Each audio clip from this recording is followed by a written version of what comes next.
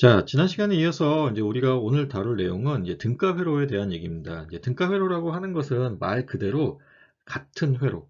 그러니까 모양은 다르지만 기능이 같은 회로를 얘기합니다. 다르지만 기능이 같은 회로를 얘기하고요.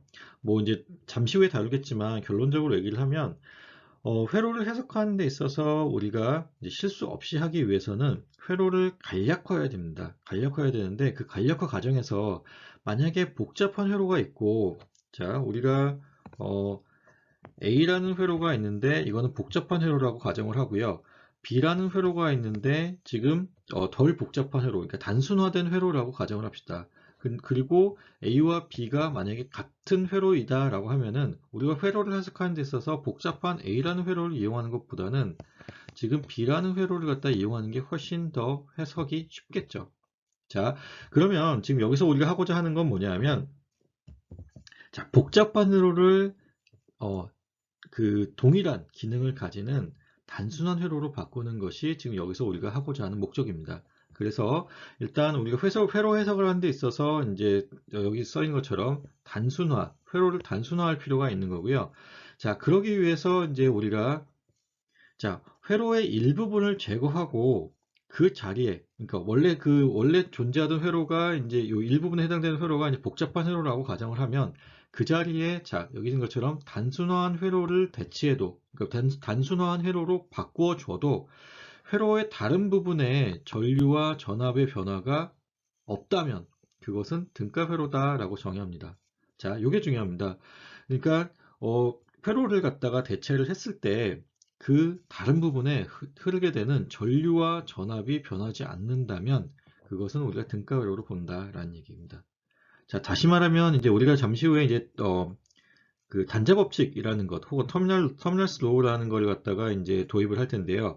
자, 단자 법칙이라고 하는 게 어떤 것이냐면 지금 여기 A라는 회로든 B라는 회로든 이 회로의 입력과 출력 간의 관계를 함수식으로서 표현하는 것을 우리가 단자 법칙이라고 얘기합니다.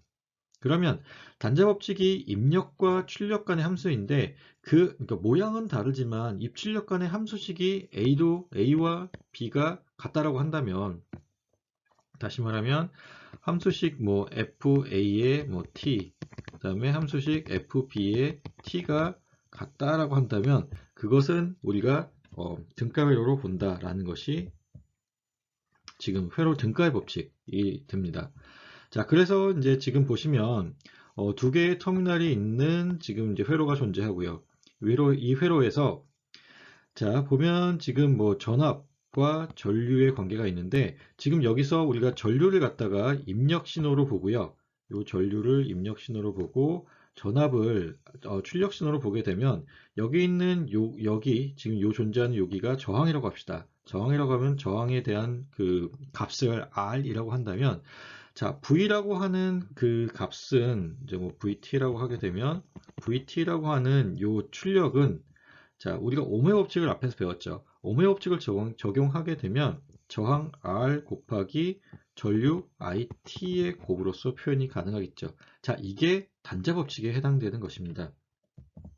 자, 그래서 자, 이제 그것 관련 얘기를 할 거고요. 그래서 지금 이제 단자 전류가 있고 단자 전압이 있는데 지금 단자 전압을 지금 우리가 출력으로 보고 단자 전류를 입력으로 본다면 이와 같은 함수식을 쓸 수 있다라는 것은 이제 이해가 되겠죠.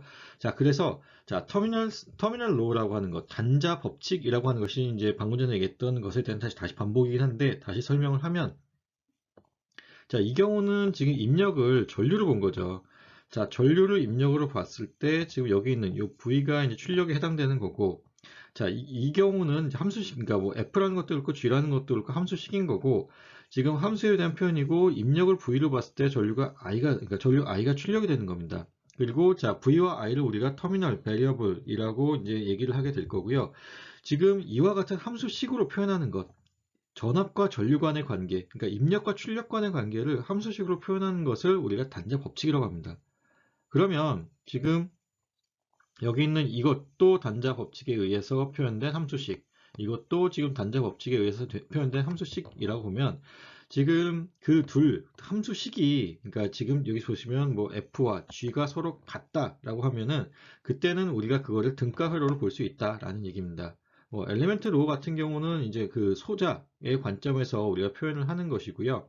실제 이제 뭐 소자를 이용해서 지금 수식을 표현한 것이 다른 차이가 있는 건데, 사실 요 둘 사이는 그렇게 구분을 특별히 짓지 않아도 괜찮을 것 같습니다. 그냥 둘 사이는 그냥 같은 의미로 보면 될 것 같고요.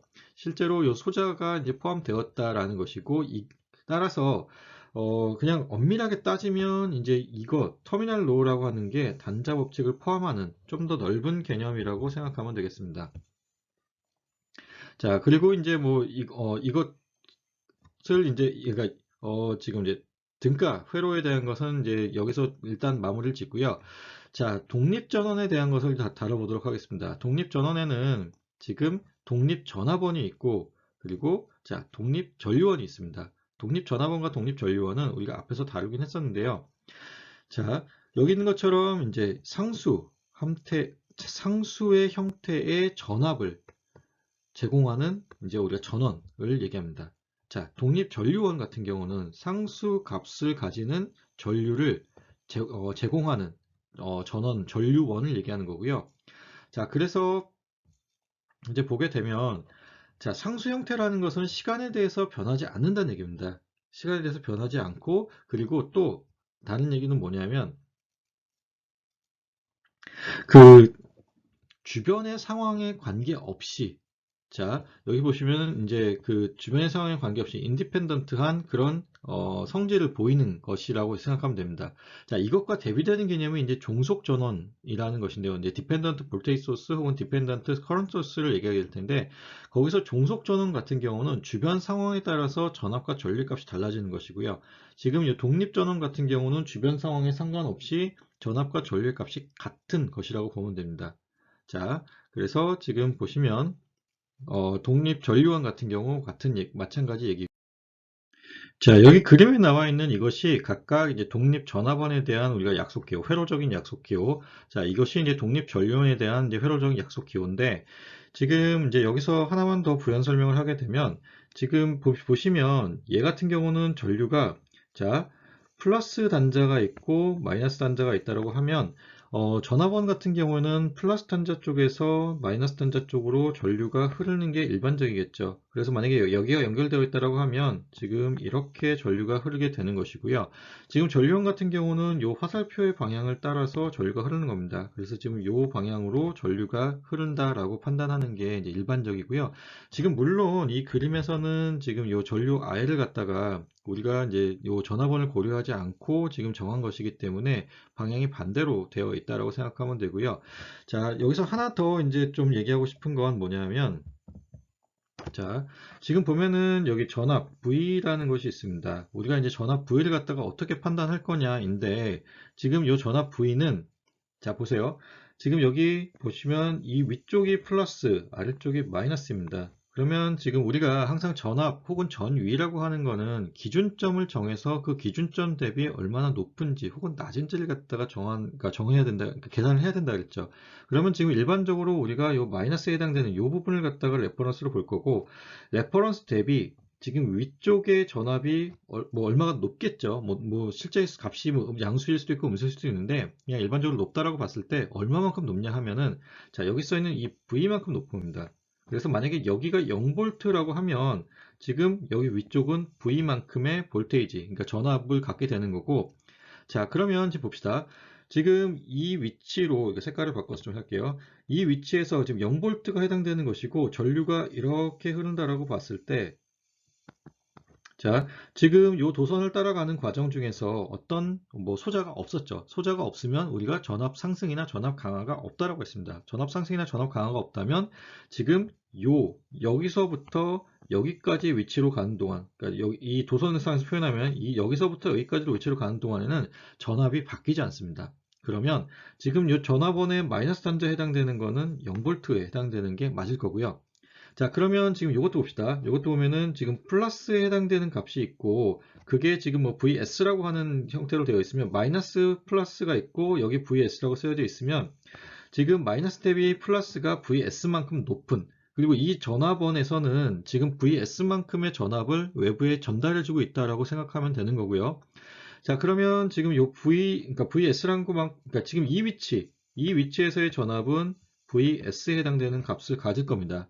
VS에 해당되는 값을 가질 거고, 그리고 전류가 이렇게 흐른다라고 봤을 때 아까 앞에서도 설명했듯이 지금 이 사이에 이 점부터 이 점 사이에 지금 서로 도선이 없죠. 도선이 없기 때문에 뭐 전압 강화나 전압 상승이 없을 거고, 그러면 결과적으로 이 V는 VS와 같은 값을 갖게 됩니다. 자, 요거 잘 이해했으면 좋겠고요. 자, 뭐 여기서 원래 설명하고자 하는 건 그건 아니었고요. 지금 여기 이렇게 표현되어 있을 때, 자, 전압, 그러니까 이 내부에 있는 그 회로가 어떻게 생겼든 상관없이 이 두 개의 단자를 잡았을 때, 자, 다시 이제 이게 중요한 겁니다.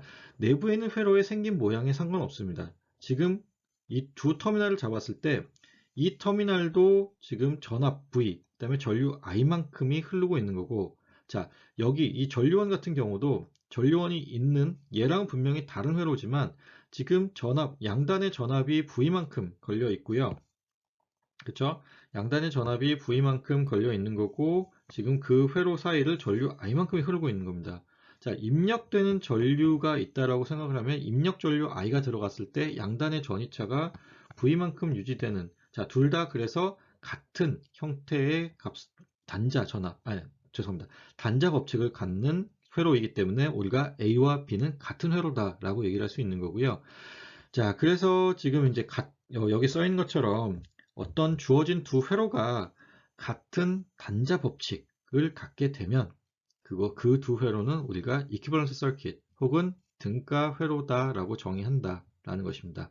그래서 자, 이제 2.6에 있는 예제를 살펴볼 텐데요. 2.6에 있는 예제가 무엇이냐면 지금 이 각각의 회로에 해당되는 여기 터미널로 그러니까 단자 법칙을 구하라는 얘기입니다. 자, 전압과 전류 간의 관계를 구하라는 얘기고요. 그래서 지금 A 같은 경우 이제 살펴보면 자, 전압 V와 I 간의 관계를 설명해야 되는 겁니다. 전압 V와 I 간의 관계를 설명해야 되는 거고 지금 전압 V와 I 말고 존재하는 게 지금 저항이죠.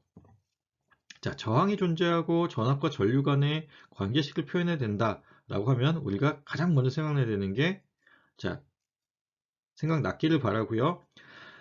오흠의 법칙입니다. 오흠의 법칙이 생각이 나야겠죠. 오흠의 법칙, 그래서 V는 IR이라고 하는 것이 이제 우리가 앞에서 배웠던 오흠의 법칙이었고요. 그래서 지금 여기 첫 번째 경우에 이제 V는 FI라고 하는 우리가 단자 법칙을 구하게 될 텐데 이 FI라고 하는 함수식을 표현하게 되면, 자, 오흠의 법칙에 의해서 저항 곱하기 전류에 해당되는 값이 나온다라는 것입니다. 지금 그래서 이게 나오게 된 이유가 오흠의 법칙에 해당되는 R 곱하기 I의 값에 의해서 나오게 된 거고요. 자, 그 다음으로 이제 요 옆에 있는 B에 해당되는 지금 뭐죠? 이 지금 회로의 단자 법칙을 구하게 되면, 자, 보면은, 자, 얘보다는 조금 이제 복잡하게 생겼습니다. 복잡하게 생겼는데 이제 차근차근 분석을 해보게 되면, 자, 지금 아까도 설명했듯이 여기를 갖다가 레퍼런스로 보게 되고 이 위쪽이 레퍼런스 대비 상대적으로 V만큼 높은 전압을 갖는 거죠. 그러면 이제 여기를 0으로 보겠습니다. 여기를 0V로 보게 되고 지금 위쪽을 이제 V만큼의 이제 전압을 갖는 것으로 보게 됐을 때, 자, 지금 전류의 방향이 이 방향이기 때문에 지금 이 방향으로 해석을 해도 되는데요. 그냥 이 전류의 방향 무시하고 0V로부터 지금 전류가 따라 올라간다라고 지금 보겠습니다. 물론 지금 이 전류 방향이 맞습니다. 맞는데 그냥 이렇게 따라 올라간다라고 보고 지금 해석을 해볼게요. 그러면 0V에서 이렇게 죄송합니다. 그러니까 전류의 방향을 그렇게 보지 말고요. 그냥 0V로부터 지금 이 방향을 따라서 그냥 우리가 시점을 이동한다고 봅시다. 그러면 지금 여기 0V에 시작해서 여기 첫 번째 저항을 만나기 전 이 지점까지 전압이 올라가거나 내려갈 이유가 전혀 없죠. 왜냐하면 소자가 없기 때문에. 그렇다고 한다면 지금 여기가 0V고 여기도 0V에 해당되겠죠. 자, 그러면 그 다음에 이제 여기 드디어 이제 소자가 나왔습니다. 1옴이라고 하는 이제 어떤 저항 소자가 나왔고요. 그럼 저항 소자를 거친 후에 지금 이 위치에서의 전압이 얼마가 되는지가 이제 궁금할 텐데요. 자, 이 위치에서 전압이 얼마가 되어야 되냐 하면 지금 요 양단의 전압이 지금 VEE만큼 이라고 되어 있죠. 자, 이 얘기는 뭐냐면 자, 마이너스 단자 쪽을 레퍼런스로 봤을 때, 레퍼런스 대비 여기 플러스 단자 쪽이 이만큼의 전압이 높다는 겁니다. 우리가 여기를 0V로 봤기 때문에 지금 이 위치에서의 전압은 V22에 해당되는 전압이 나오겠죠. V22에 해당되는 전압이 나올 거고, 죄송합니다. 자, 그리고 이제 다시 더 진행을 하게 되면, 이쪽 방향으로 이렇게 진행을 하게 되면, 자, 다시 얘기합니다. 전류의 방향이 아니라 지금 그냥 우리 시점의 변화를 보는 겁니다. 지금 따라 올라가게 되면, 자, 여기서부터 이 위치까지, 그러니까 여기 있는 이 위치로부터 이 위치까지는 전압이 변하지 않습니다. 전압 강화나 전압 상승이 일어나지 않기 때문에. 그렇다고 하면 여기서의 전압이 얼마냐면 V22에 해당되는 전압이 여기 있겠죠. 자, 그리고 이 1옴의 저항이 있는데 마이너스 그리고 플러스에 해당되는 지금 이제 그 극성이 표현되어 있고, 자, 레퍼런스를 요 마이너스에 해당되는 이 부분을 봤을 때 지금 1옴만큼의 저항을 거슬러서 올라가게 되면 V21만큼의 전압이 더 올라가는 거죠. 그래서 자, 이 위치에서의 전압이 얼마가 되냐? V21 더하기 V22에 해당되는 값이 될 겁니다. 그러면 지금 여기 써 있는 이 얘기가 자, V라고 하는 이 값이 결국은 지금 여기 이 V21 더하기 V20에 해당되는 값과 같아야겠죠. 자, 그렇다라고 하면 지금 여기 써 있는 이 얘기가 이해가 될 것으로 생각합니다. 이해가 될 것으로 생각하고요. 자, 그래서 지금 모든 이 회로 안에는 지금 여기서부터 시작해서 이렇게 지나가는 이 회로 안에서는 자, 도선이 갈라지지 않았기 때문에 혹은 다른 쪽과 합쳐지지 않았기 때문에 전류 I가 동일하게 흐릅니다. 전류 I가 동일하게 흐르고, 자, 그리고 지금 V equal V21 더하기 V22라고 하는 것은 이제 이해를 했을 거고요. 그럼 이제 V21과 V22를 갖다가 우리가 이제 어떻게 표현을 할 거냐인데, 자, 보시면, 자, V21 같은 경우에는, 자, 보면은 지금 여기 V21 같은 경우에는 ohm의 법칙을 여기서도 쓸 수가 있겠죠. 그래서 지금 여기 1ohm이라고 하는 저항 곱하기 전류 I를 적용한 겁니다. 그리고 여기도 마찬가지로 지금 V22 같은 경우도 1ohm이라는 저항 곱하기 전류 I를 표현한 거고요. 자, 그러면 지금 여기 있는 것들이 각각 얘도 1I 해당되는 거, 그리고 V22도 1I 해당되는 것에 덧셈이니까 답이 2I가 되는 거죠. 자, 그러면은 여기서 A도 B도 이 전압을 갖다가 표현한 그 함수식이 2i로 동일합니다. B도 2i, A도 2i. 그러면 둘 다 단자 법칙이 같은 거죠. 그렇다라고 하면은 지금 왼쪽에 있는 이 그림과 회로와 오른쪽에 있는 이 회로는 같은 회로이다. 등가 회로이다 라고 얘기를 할 수 있는 거고요. 자, 등가 회로이기 때문에 우리가 이제 어떤 아이디어를 얻을 수 있냐면, 지금 여기는 저항이 두 개로 나누어져 그려져 있었고, 여기는 저항이 한 개로 그냥 합쳐져서 그려져 있다라고 생각할 수 있는 거죠. 그러면, 자, 이렇게, 물론 지금 뭐 그렇게 심하게 복잡한 회로는 아니지만, 여기 그려져 있는 것과 같이 이런 복잡한 회로를 우리가 저항 한 개짜리 회로를 단순화해서 표현할 수 있다라고 하는 것이 등가 법칙을 이용한 회로의 단순화 과정입니다. 자, 그래서 이제 뭐 여기 이제 결론이 둘은 같은 회로이다. 같은 이유는 자, 단자 법칙이 같기 때문에. 자, 그리고 이제 단자 법칙이 같은 경우, 혹은 이제 등가 회로인 경우 우리가 자유롭게 바꾸어 써도 된다. 그러니까 이 왼쪽 부분에 어떤 회로가 연결되어 있고 지금 오른쪽 부분만 이렇게 그렸다고 했을 때 이렇게 된 회로를 어떤 회로에 갖다 붙이던 이렇게 된 회로를 갖다 붙이던 둘과는 같은 회로이다 라는 얘기를 합니다. 그리고 그 회로는 자, 원래 이 왼쪽에 주어진 회로의 그러니까 결과에 영향을 끼치지 않는다 라는 것이죠. 자, 이제 다음으로 이제 저항의 직렬 연결 회로와 이제 그것의 이제 등가 회로, 그리고 전압 분배 법칙이라는 것에 대해서 다뤄보도록 하겠습니다. 자, 이제 단순한 어떤 회로를 가정할 거고요. 자, 싱글룹이라고 하는 거는 여기 있는 것처럼 이제 이런 하나의 룹만 존재하는 경우를 이제 싱글룹 회로라고 얘기할 거고, 자, 보시면 이제 전압원 하나와 저항 3개가 존재하죠. 자, 전압원 하나와 저항 3개가 존재하는 회로이고, 우리가 이제 이 회로에 대한 단자 법칙을 이제 구해보도록 하겠습니다. 이제 전압 V와 전류 I 간의 관계를 갖다가 이제 표현하는 것을 단자 법칙이라고 한다 그랬죠. 그래서 단자 법칙에 대해서 구해볼 거고, 그러면 이제 단자 법칙을 이용하기 위해서 우리가 이제 앞에서 배웠던 이제 KVL, 이제 키르호프 볼테이지 법칙을 이용할 거고요. 그러면 자, 거기서 우리가 키르호프 법칙은 전압 상승과 전압 상승의 총합과 그리고 전압 강화의 총합은 같다라는 것이 이제 키르호프 법칙 중에 하나였죠. 그러면 이제 그것을 이용해서 우리가 표현을 하게 되면, 자, 지금 보면은 전류 I가 있고, 전류 I를 기준으로 했을 때 우리가, 자, 수동보 규정이라는 걸 생각할 수 있다고 했어요. 자, 수동보 규정이라는 걸 생각할 수 있다고 하면, 자, 전류 I가 지금 존재하고 화살표의 방향이 이렇게 되었을 때, 지금 얘는 화살표의 방향이 플러스로 들어가고 있죠. 그러면 저항 R1은 수동보 규정을 만족하는 거고, 자, 그리고 전류가 계속해서 같은 방향으로 흐를 테니까 흘렀을 때, 자, 여기 보면은 여기도 지금 플러스 단자 쪽으로 전류가 들어가고 있죠. 그럼 R2도 마찬가지로 수동보 규정을 만족하는 경우입니다. 자, 그리고 이제 전류가 계속해서 같은 방향으로 흐를 거고요. 자, 여기 보면은 플러스 단자 쪽으로 역시나 또 전류가 들어가기 때문에 역시나 이것도 수동보 규정을 만족하죠. 자, 그럼 마지막으로 이제 전압원 같은 경우는, 자, 이 화살표가 지금 마이너스 단자 쪽으로 들어가기 때문에 수동보 규정을 만족하지 않습니다. 그러면 지금 이제 전압 강화와 전압 상승을 따져보면, 자, 지금 요 R1, R2, R3 같은 경우에는 전압 강하죠.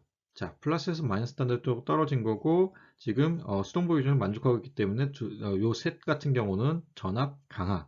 그러면 이제 전압 강하의 합이라고 한다면 V1 더하기 V2 더하기 V3를 하게 되면, 자, 그 결과가 전압 상승과 같아야 되는 거죠. 전압 상승은 지금 여기 전압원이 지금 전압 상승을 만들어내고 있습니다. 그래서 전압 상승의 합 V는 전압 강화의 합 V1 더하기 V2 더하기 V3에 해당된다라는 것이고, 그러면 지금 이것을 갖다가 우리가 오hm 법칙을 이용해서 이제 뭐 엘리멘트 로우라고 했었는데, 이제 단자 법칙을 한번 단자 법칙으로, 그러니까 함수식으로 한번 표현해 보도록 하겠습니다. 자, 지금 이제 V1 같은 경우에는 지금 여기 보시면 저항 R1에 지금 전류 I가 곱해진 형태죠. 그래서 R1 곱하기 I에 해당될 거고, 지금 V2 같은 경우도 마찬가지로 저항 R2에 전류 I가 곱해진 형태, 오hm 법칙을 이용해서요. R2의 I, V3도 마찬가지로 R3의 I에 해당되는 값이 나올 거고요.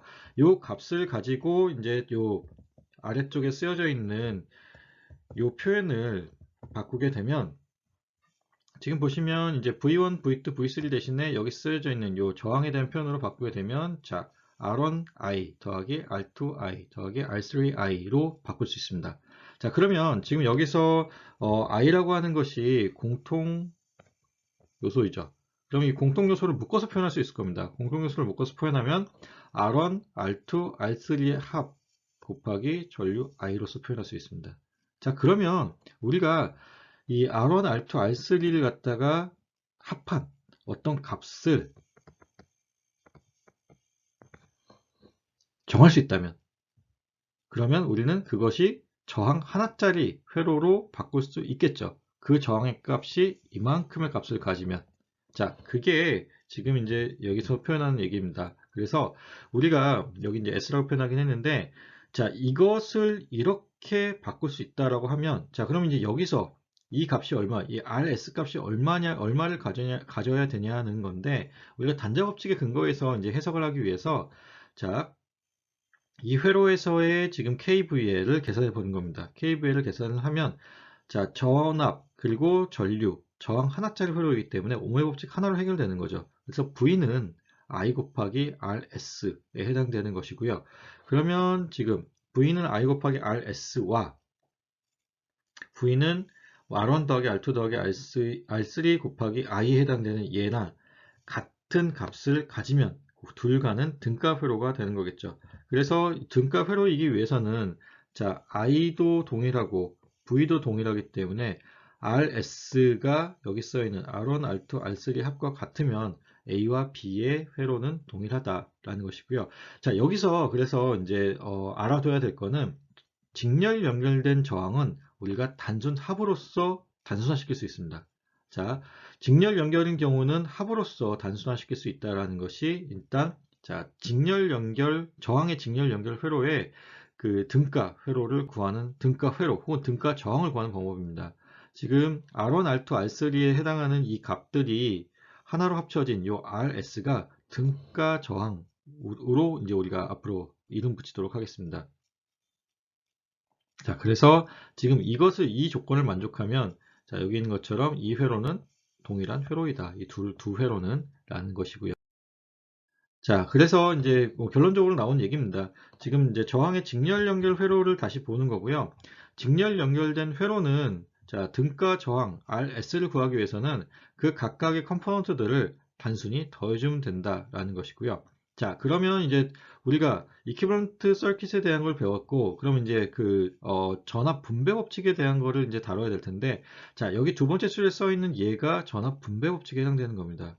지금 이게 가지고 있는 의미가 뭐냐면, 자, 어, 전압 I가, 아니죠. 죄송합니다. 전압 V가 지금 이제 적용이 되고 있고요. 그 전압 V가 저항 R1, R2, R3에 나누어져서 들어가는 거고, 그러면 각각의 저항에 얼마만큼의 전압이 나눠져서 들어가고 있냐라고 하는 것은 요 저항값은, 그러니까 지금 V1에 해당되는 게 R1I에 해당되는 거고, V2는 R2I에 해당되는 거고, V3는 R3의 I에 해당되는 것이죠. 그러면 이 각각이 의미하는 것이 지금 V1이라고 하는 것은 전류가 공통이니까 V1, V2, V3라고 하는 것은 공통된 전류를 가지고 있고, 지금 그 값의 크기를 결정하는 요소가 결국 전류 I는 아니고 저항 R1, R2, R3에 해당되는 거죠. 그래서 자, 각각의 저항에 인가되는 전압의 크기는 저항의 크기에 비례한다라는 것이 지금 그 전압 분배 법칙입니다. 자, 전압 분배 법칙은 직렬 연결 회로, 저항의 직렬 연결 회로에 이제 적용을 하는 법칙이고요. 그리고 자, 결론은 저항의 크기에 비례해서 나누어진다라는 것입니다. 자, 그래서 이제 그것을 이제 뭐 좀 고급지게 이제 수식을 이용해서 이제 표현하면 이렇게 되는 거고요. 결국은 이제 뭐 단순 합으로서 우리가 요 등가 저항을 표현할 수 있다라는 얘기가 되겠죠. 자, 그리고 이제 전압 분배 법칙, 이제 방금 전에 얘기했던 것처럼 전압은 각각의 회로에 나눠져서 들어가는데, 아니, 각각의 저항에 나눠져서 들어가는데 그 크기는 자, 여기 본 것처럼 요 저항의 크기에 비례해서 나누어진다라고 하는 것 이해했으면 좋겠습니다. 자, 그리고 이제 하나 더 이제 여기서 강조를 하고 싶은 거는 또 뭐냐면 지금 요 전류 같은 경우에 직렬 연결 회로에서는 이 전류가 모든 저항에 동일하게 인가된다라는 것. 자, 하나의 싱글 룹이 있고, 자, 싱글 룹이 있고, 지금 직렬 연결 회로라고 하면은 전류는 항상 동일하다. 이 회로에서. 라는 것을 반드시 기억했으면 좋겠습니다. 자, 이제 우리가 앞에서 다뤘던 전압 분배 법칙에 대한 예제를 이제 살펴보기에 앞서서요. 1장에서 우리가 다루지 않았던 이제 전기 에너지와 전기적 일률에 대한 얘기를 이제 좀 하고 넘어가도록 하겠습니다. 자, 전기적 일률에 대해서 먼저 살펴볼 텐데요. 일률에는 이제 크게 두 가지의 개념이 이제 우리 교재에서 나올 겁니다. 나올 건데, 이제 첫 번째 나온 개념은 이제 instantaneous power라고 해서 이제 순시 전력입니다. 말 그대로 이제 순간 전력을 얘기하는 거고요. 지금 순간 전력에 대한 얘기는 말 그대로 어떤 특정 시점 t라고 했을 때 그 시간 t에서 측정되는 전력을 얘기하는 겁니다. 그 전력을 얘기하는 거고, 지금 우리가 전압 V를 갖다가 앞에서 어떻게 정의를 했었냐면요. 델타 Q분의 델타 W로 정의를 했었죠. 자, 그러면 이제 우리가 여기서 델타 W를 갖다가 이제 그러니까 전기적인 에너지를 계산을 하게 되면 그것이 어떻게 되냐면 여기 있는 것처럼 이렇게 되죠. 자, 델타 W는 V 곱하기 델타 Q에 해당되는 것에 해당된다라는 것이 이제 우리가 앞서 배웠던 이제 전압의 정의에 의해서 이제 다시 나오게 된 거고요. 자, 그러면 이제 순간 전력은 자, 이렇게 정의가 됩니다. 자, 일을 할 수 있는 리밋입니다. 그러니까 일을 할 수 있는 리밋을 얘기하는 거고, 그것을 이제 순간 전력이라고 얘기를 하고요. 자, 순간 전력이라는 것은 단위 시간당 에너지를 흡수하거나 사용한 양입니다. 자, 여기서 중요한 게 단위 시간당. 자, 단위 시간에 대해서 에너지를 흡수하거나 사용한 양이니까 이제 에너지의 양을 시간에 대해서 나눠줘야겠죠. 그래서 자, 전력 P가 그러니까 지금 요 P라고 하는 것이 우리가 전력을 나타내는 것이고요. 요 전력이라는 것이 결국은 이제 시간의 변화량을 시간의 변화량으로 이 에너지의 변화량을 나눠주는 것이다. 근데 지금 우리가 지금 이렇게 바꿔 쓸 수 있죠. 그러니까 dt분의 dq, 그러니까 dq를 갖다가 이제 반복해서 씀으로써 dq분의 dw, 그 다음에 dt분의 dq로 나눠 쓸 수 있는데요. 자, 우리가 지금 여기 위에서 봤듯이 dq분의 dw로 하는 것이 그러니까 요 첫 번째 항이 이제 전압에 해당되는 항이 되는 거고, 자, dt분의 dq는 이제 기억을 해보면 이제 전류에 대한 정의에서 나왔습니다. 그래서 여기 전류. 그래서 지금 전력, 그러니까 순간 전력, 순시 전력 P는 전압과 전류의 곱으로 나타내집니다. 자, 그리고 이거를 가지고 이제 우리가 에너지를 구할 수 있는 거잖아요. 지금 여기서 보면은 에너지라고 하는 dW, 에너지 변화량이라고 하는 것은 P 곱하기 dT가 되는 거고, 이걸 이제 적분식으로 표현할 수 있는 거죠. 그래서 인테그랄 P 곱하기 dt, P dt를 하게 되면 그것이 우리가 자, 그 일의 변화량이 되는 거고, 그게 우리가 구하고자 하는 전체 에너지가 된다. 라고 하는 것이 이제 여기서 나온 내용입니다. 자, 이제 다음으로 넘어가면, 그래서 이제 에너지라고 하는 것은, 자, t0부터 이제 t까지의 시간 동안 공급된 에너지를 얘기하게 되는 거고요.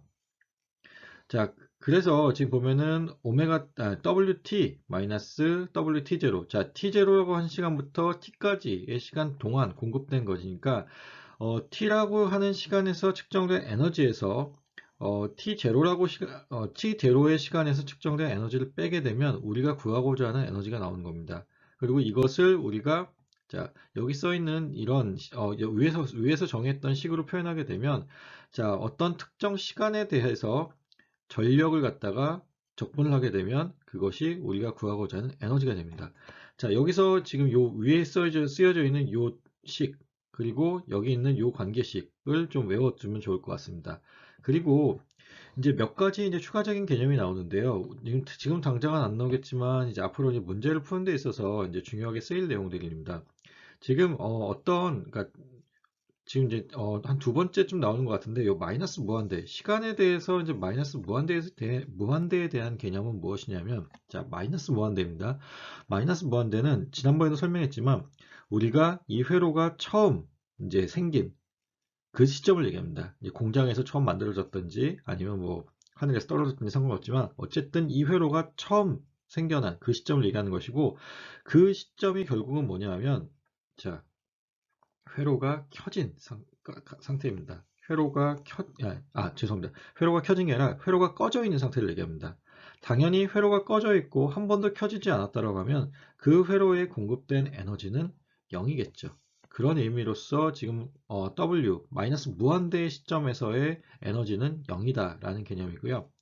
자, 이제 이것도 이제 좀 잘 이해를 했으면 좋겠는데 WT라고 하는 그러니까 T라는 시점에서의 에너지는 자, 회로가 켜진 이후에 T까지의 시간 동안 자, 회로가 켜진 이후부터 T까지의 시간 동안 공급된 에너지를 얘기하는 겁니다. 그래서 지금 이제 에너지라는 게 위에서 봤듯이 이렇게 이제 표현이 될 텐데요. 그때 이제 어떤 우리가 측정하고자 하는 시점 T0가 아니라 회로가 처음 만들어진 시점부터 혹은 회로가 처음 켜진 시점부터의 에너지를 갖다가 이렇게 표현합니다. 그러면 이제 이거를 우리가 바꿔서 표현할 수 있는데 물론 이제 P를 갖다가 V와 I의 곱으로 바꿔 표현한 건 말고요. 자, 이제 두 가지 개념으로 이제 나눠 표현할 수 있을 것, 두 가지 구간으로 나눠서 표현할 수 있을 것 같습니다. 마이너스 무한대로부터 t0까지의 시간 동안, 그리고 t0부터 t까지의 시간 동안으로 나눠 표현할 수 있는데, 자, 여기서 지금 보게 되면 마이너스 무한대부터 t0, t0부터 t까지에 대한 적분이니까 결국은 마이너스 무한대부터 t까지에 대한 적분인데, 지금 이 둘을 나눈 이유가 우리가 초기값이라고 하는 형태, 지금 여기 보시면 이게 지금 초기값입니다. 말 그대로 이제 회로에 우리가 회로를 측정하는 회로를 갖다가 쳐다보기 시작한 그때를 갖다가 초기 상태로 규정했을 때 t0라는 초기 상태에서 측정된 값입니다. 자, 우리가 초기 값을 알고 있다는 얘기는 마이너스 무한대부터 t0까지의 값을 알고 있다는 거니까 그것을 지금 상수로 바꿀 수 있는 거죠.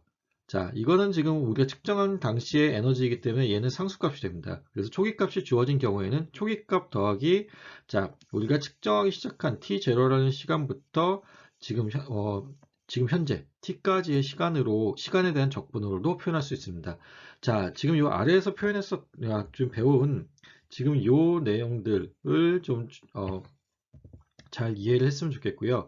자, 다시 한번 강조를 하면 마이너스 무한대라고 하는 시간은 우리가 회로가 그러니까 켜지기 이전의 상태, 그러니까 켜지기 이전의 상태이고 처음 만들어진 상태를 얘기하는 거고, 그때는 전력 혹은 에너지 공급이 전혀 없었기 때문에 항상 0의 에너지, 그 다음에 전압도 0, 전류도 0의 상태입니다. 자, 그리고 이제 WT라고 하는 것은 이제 회로가 처음 켜진 시간부터 우리가 측정을 계속하고 있는 현재 시간까지의 공급된 에너지를 얘기하는 것이고요. 그랬을 때 이제 마이너스 무한대부터 t까지의 적분 구간을 정해서 구하면 된다라는 것이고요. 자, 그리고 이제 이것을 우리가 구간을 나눠서 표현할 수 있는데 마이너스 무한대부터 t0, 그다음에 t0부터 t까지의 두 개의 구간으로 나눌 수 있습니다.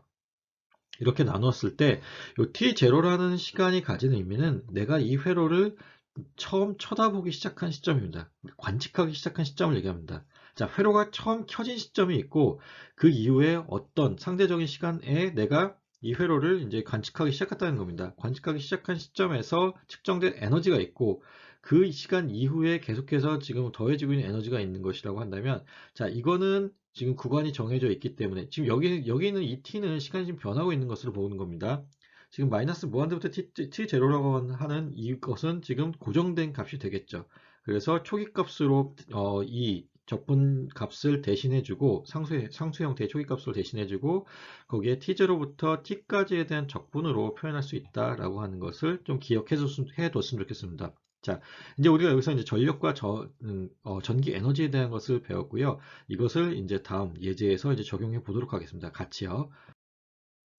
자, 그래서 이제 두 개의 예제가 나왔습니다. 첫 번째 예제가 지금 보면은, 자, R1과 R2의 값을 이제 우리가 구해야 되는 건데, 자, R1과 R2의 값을 구하라는 게 문제고요. 그 경우에 지금 이제 문제에 주어진 조건이 뭐냐면, V2에 해당하는 전압이 8V다라는 겁니다. 자, V2에 지금 8V의 전압이 걸려 있고, 그렇게 되면은, 자, 이제 뭐 회로를 해석을 다시 해볼 텐데요. 지금 이제 V1의 값이 얼마냐라는 것이 이제 구해져야 될 텐데, 자, 봅시다. 12V에 해당하는 지금 전압원이 여기 존재합니다. 12V에 해당하는 전압원이 존재하고, 우리가 그냥, 보통 통상적으로 여기에 이제 접직을 하게 되면 여기가 0V의 전압을 갖게 됩니다. 0V 전압을 갖게 되고 그 0V의 전압이 지금 쭉 이어져서 여기까지 오게 되겠죠.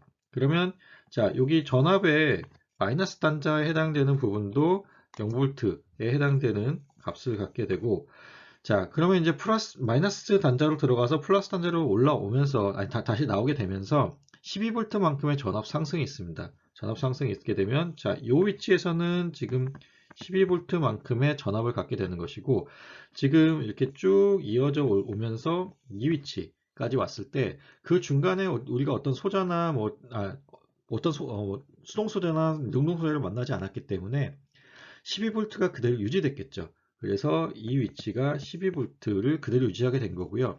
자, 보면은 지금 플러스 단자이고 마이너스 단자이기 때문에 전압의 강화가 일어났습니다. 전압이 이제 볼테이지 드랍이 일어난 거고, 자, 그랬을 때 그 값이 얼마만큼의 이제 전압 강화냐 하면 12V 마이너스 V1만큼의 전압 강화가 일어났습니다. 그래서 지금 이 위치에서는 12V 마이너스 12 마이너스 V1만큼의 전압이 되는 거고, 그게 유지가 되는 게 여기까지겠죠.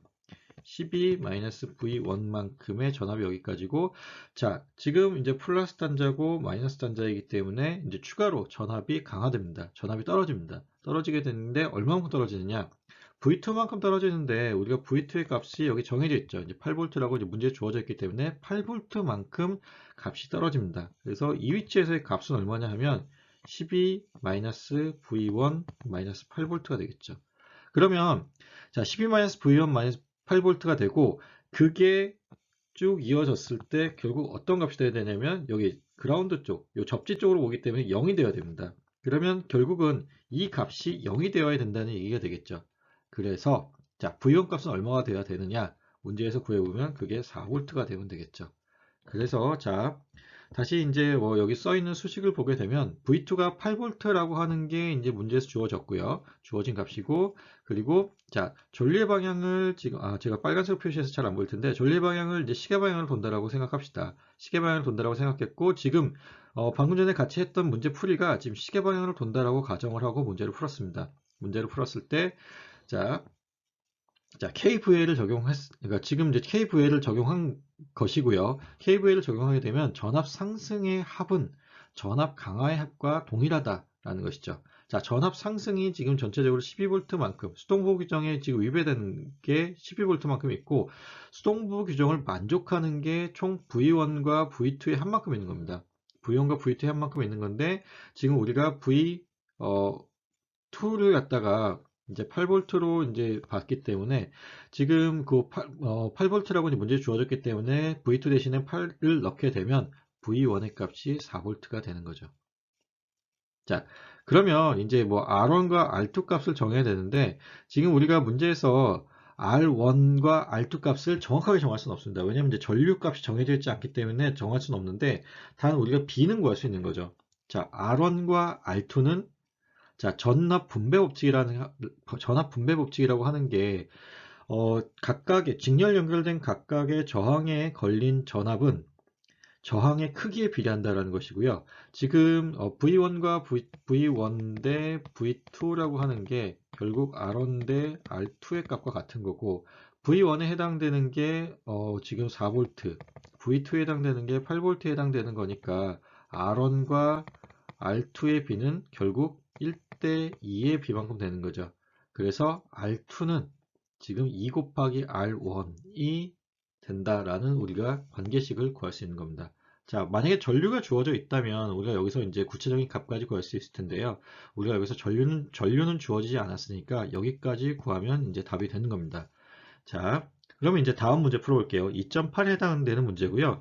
자, 지금 좀 약간 생소한 형태의 전류가 아닙니다. 전압원이 주어졌죠. 지금 120 sin t라고 하는 게 주어졌고, 제가 이제 이번 학기는 직류 전원만 다룬다고 했었는데 유일하게 지금 교류 전원이 주어진 문제입니다.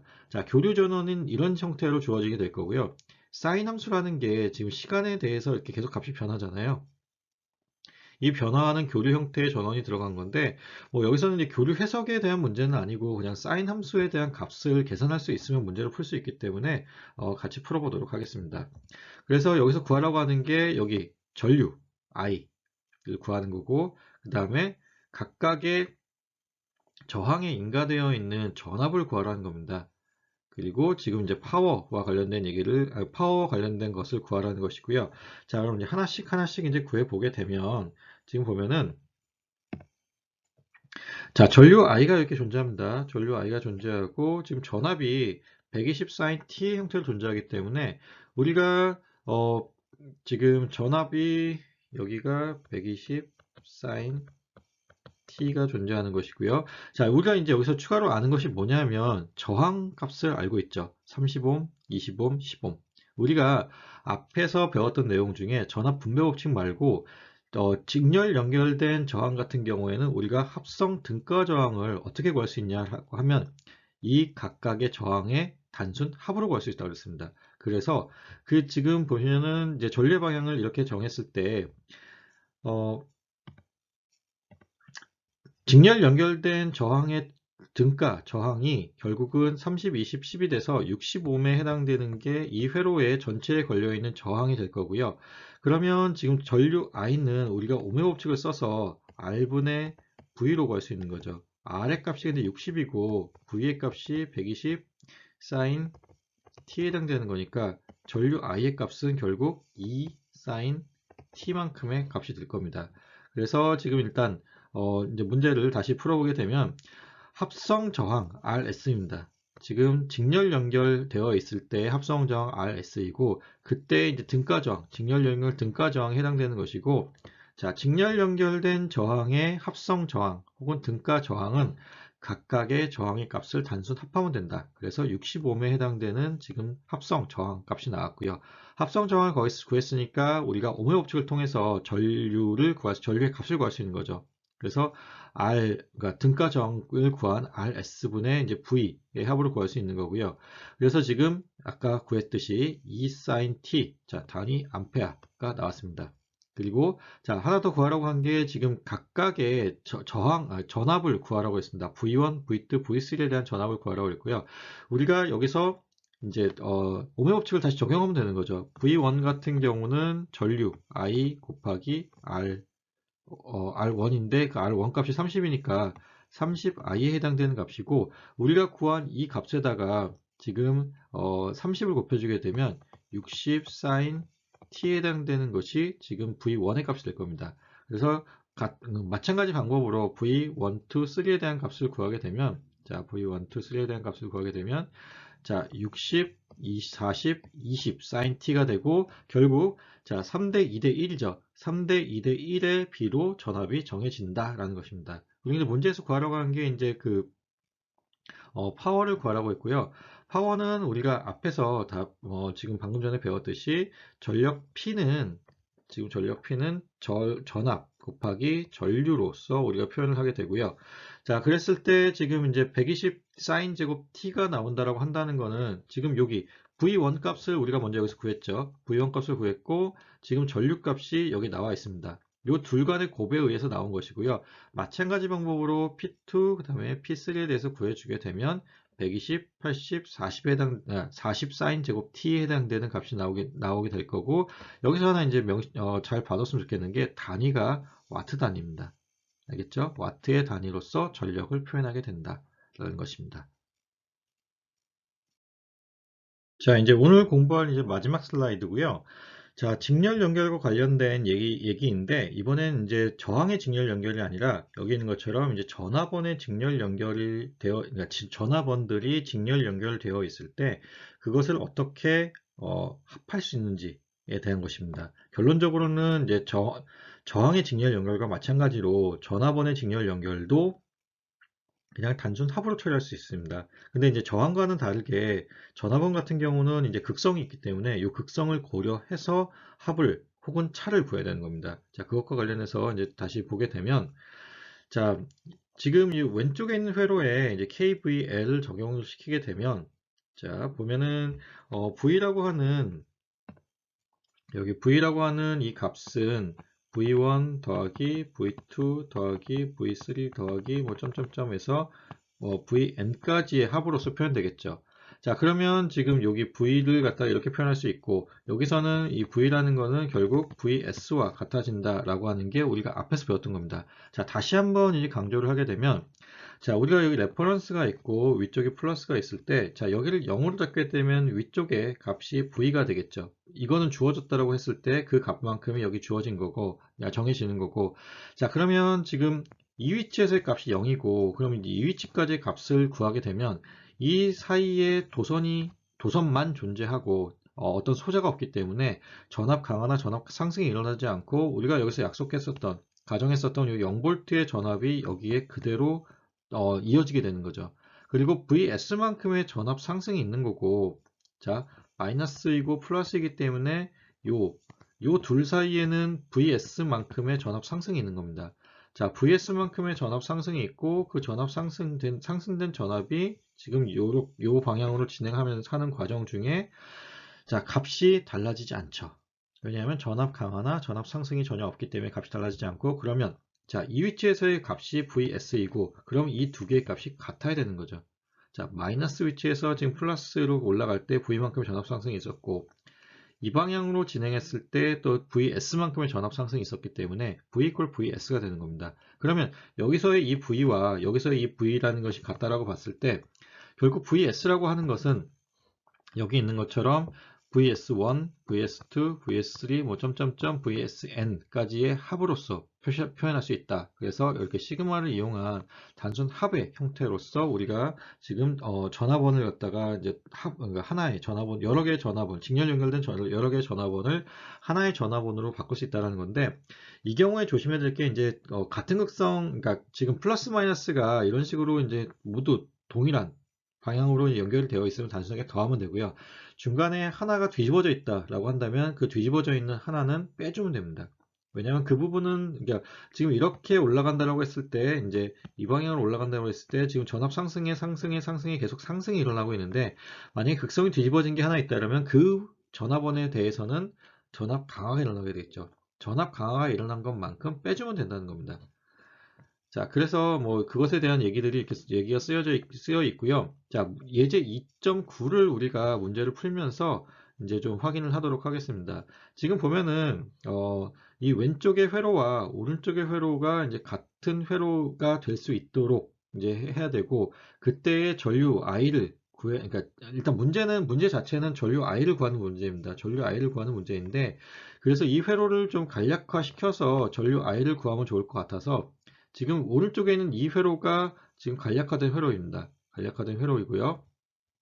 그래서 자, VS에 대해서 그러니까 VS와 지금 같은 값을 가지는 어떤 값을 구하면 되는 건데, 아까 얘기했듯이 지금 직렬 연결된 회로입니다. 지금 전화번이 하나, 두 개, 세 개 있는데 동일한 도선 위에 놓여 있게 되죠. 동일한 도선 위에 놓여 있기 때문에 직렬 연결된 회로이고, 자, 보면은 지금 마이너스로 들어가서 플러스로 나와 있기 때문에 5V만큼의 전압 상승이 있는 거고요. 자, 여기도 마이너스로 들어가서 플러스로 나왔기 때문에 18V만큼의 전압 상승. 자, 플러스로 들어가서 마이너스로 나왔기 때문에 7V만큼의 전압 강화입니다. 마이너스죠. 그래서 자, VS라고 하는 것은 이렇게 계산이 됩니다. 전압 상승 5V, 전압 상승 18V, 그 다음에 전압 강화이기 때문에 마이너스 7V, 그래서 16V만큼이 전압이 구해지게 된다. 자, 근데 우리가 여기서 구하라는 게 VS만은 아니죠. 자, VS를 구한 이유는 우리가 오hm 법칙을 적용하기 위해서 그런 건데요. 자, 오hm 법칙을 적용하기 위해서 이제 저항의 값을 확인하면 되고요. 저항값 4, 그 다음에 지금 이 합성 전압원의 값이, 그러니까 등가 전압원의 값이 등가 전압이 16V에 해당되고, 그래서 전류 I는 자, R분의 V에 해당되는 거고요. R이 지금 4ohm이고 전압이 16이기 때문에 4A만큼의 값을 가지면 되겠죠. 그래서 지금 이제 여기 부호를 주어야 된다는 거 지금 다시 강조하고요. 그래서 값을 계산하게 되면 자, 4A가 된다라는 것입니다. 자, 이제 오늘 이제 다룬 내용이 이제 저항과 전압원의 이제 직렬 연결에 관련된 내용이라고 한다면, 다음 시간에 이제 이어서 이제 배울 내용은 병렬 연결과 관련된 겁니다. 저항의 병렬 연결, 그 다음에 전류원의 병렬 연결입니다. 자, 우리가 전압원 같은 경우는 직렬 연결로 되어 있을 때 우리가 하나로 합칠 수 있고요. 전류원 같은 경우는 병렬 연결로 되어 있을 때 하나로 합칠 수 있습니다. 물론 이제 저항 같은 경우는 이제 직렬 연결, 병렬 연결 모두 다 이제 하나로 합칠 수 있고요. 그래서 이제 저항의 병렬 연결을 배우고 난 후에는 직렬 연결과 병렬 연결이 이제 혼합되어 있는 형태의 문제를 풀어보도록 하겠습니다. 자, 오늘은 이제 여기까지 할 거고요. 지금 아마 인터넷으로 지금 제가 동영상을 녹화해서 올리기 때문에 진도가 약간 빠릅니다. 약간 빠른데 그럼에도 불구하고 지금 이제 녹화로 되어 있는 동영상 강의이기 때문에 여러분들이 반복해서 볼 수 있다는 장점이 있을 수 있을 것 같습니다. 그래서 반복해서 좀 시청을 해주길 바라고요. 그리고 나서 모르는 질문이 있으면 저 이 클래스에 있는 질문 게시판에 좀 많이 올려주면 좋겠습니다. 그러면 저나 이제 우리 수업 조교들이 이제 항시 체크해서 가급적 빠른 시간 안에 이제 질문에 대한 답을 올려드리도록 할 거고요. 질문을 할 때 이제 뭐 타자로 치게 되면은 좀 어렵겠죠. 어렵기 때문에 사진으로 찍어서 올리는 방법이 어떨까 싶습니다. 사진으로 찍어서 올리는 방법이 어떨까 싶고요. 본인들이 편한 방법대로 이제 질문을 해주면 공개된 게시판에 질문을 해주면 그것에 대한 답을 최대한 성실하게 답변해 드리도록 하겠습니다. 자, 그럼 오늘 수업 여기까지고요. 다음 시간에는 이제 저항의 병렬 연결과 관련된 내용부터 이어서 시작하도록 하겠습니다. 예, 수고하셨습니다.